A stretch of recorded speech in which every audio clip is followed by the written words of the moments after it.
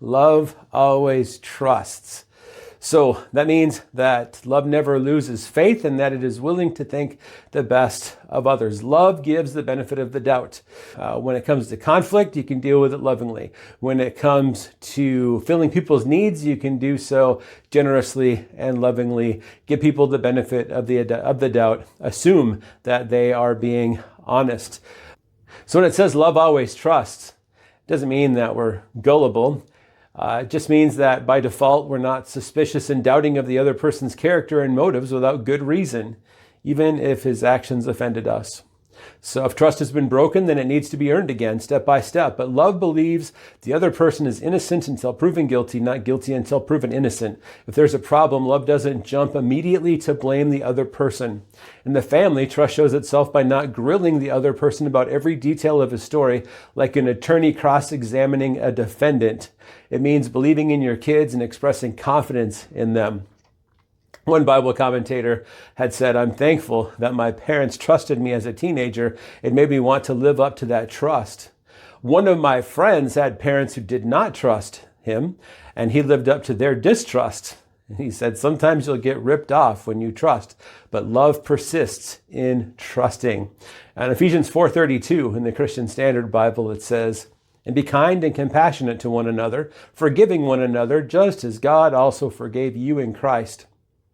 So always trusting means that we're not going to second guess or question whether the person should be loved. Love is simply given. It's unconditional. The loved one does not need to perform anything or achieve a certain goal in order to be loved. Just as Jesus loves his children unconditionally, he calls us to love others. Love is based on who he is, not on what others do.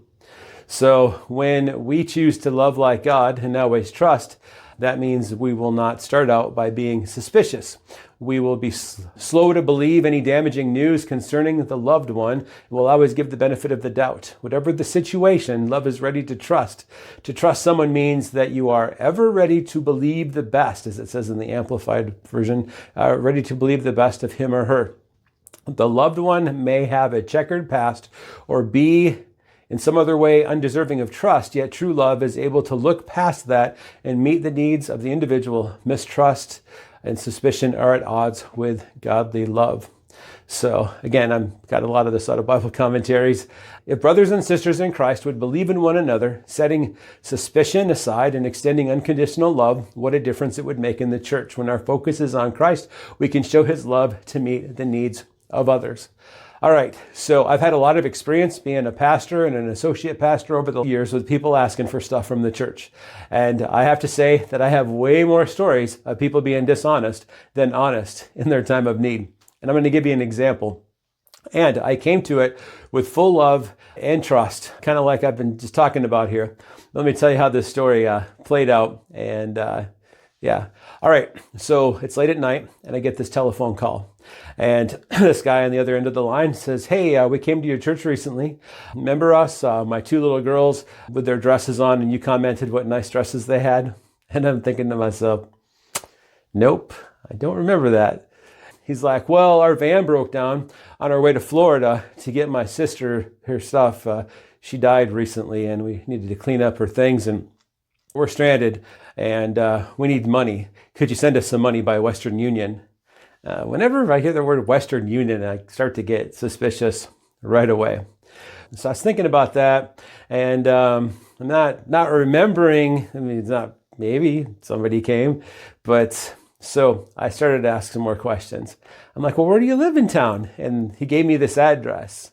I Google searched it real quick. I'm like, well, that's not a real address. There's that street, but that's not us. That's not an address unless it's a new house. No, it can't be a new house because it's a field. Anyway, it's like, "Can you send us some money by Western Union?" And so I'm like, "Let me get your phone number so I can give you a call back, see what I can do to help." So I'll call you back in a few minutes. So I hung up and I looked around. I Google searched the area. I was looking for a church. I found a church just like ours, same denomination and everything. And their mission statement was helping people in need. I'm like, that's perfect.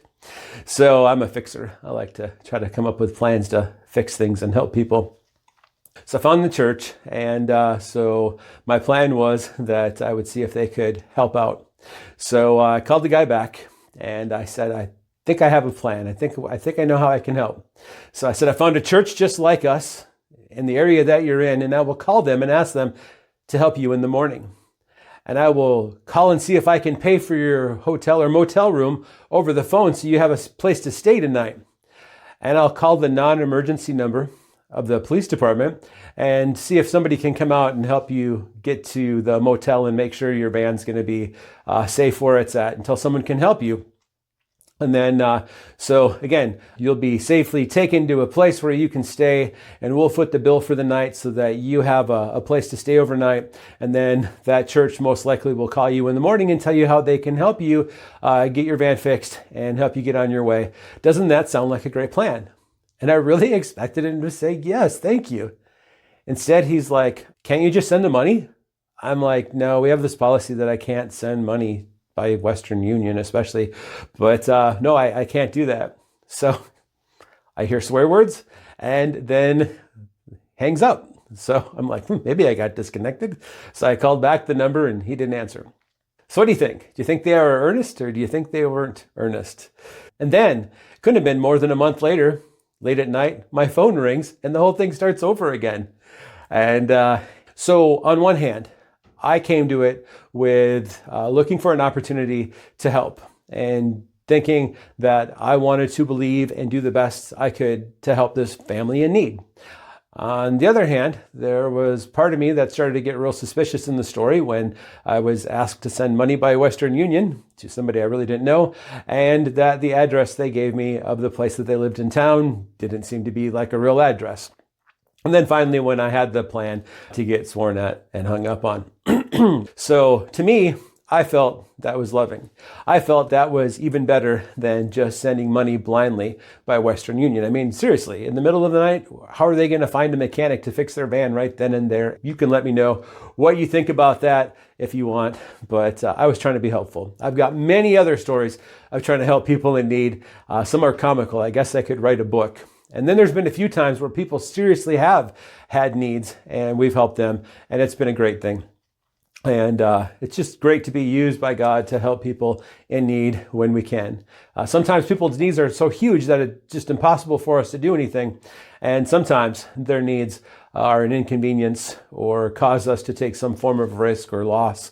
But when we do that, we do it to the glory of God. God sees our heart. God sees our act of kindness, of love, of worship. And that's really what it is it's honoring and worshiping God through the actions that we make to try to show love and help others.